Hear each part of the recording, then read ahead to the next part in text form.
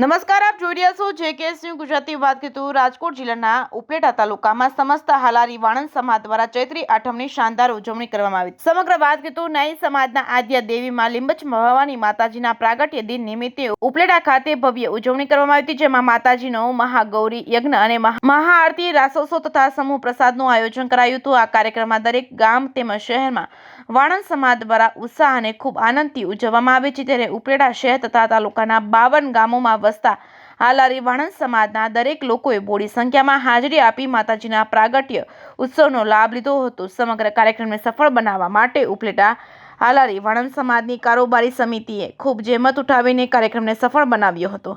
જેકેએસ news Gujarati સાથે અર્શી આહિર, ઉપલેટા.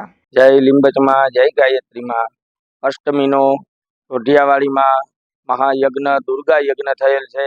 તો અષ્ટમી મહાગૌરી અષ્ટમી કહેવાય. અને આ અષ્ટમી મહાગૌરી જે આ જગતની બ્રહ્મા, વિષ્ણુ અને મહેશની કાલી, લક્ષ્મી અને સરસ્વતી સ્વરૂપે જે શક્તિ રહેલી છે એ આ મહાગૌરી અષ્ટમી છે.